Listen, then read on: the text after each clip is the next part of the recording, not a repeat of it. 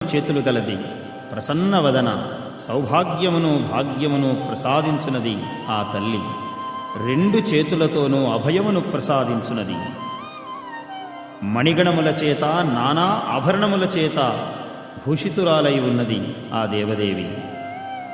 భక్తాభీష్ట ఫలప్రదాన చతుర అయి ఉన్నది. హరిహర బ్రహ్మాదుల చేత సేవింపబడుతున్నది.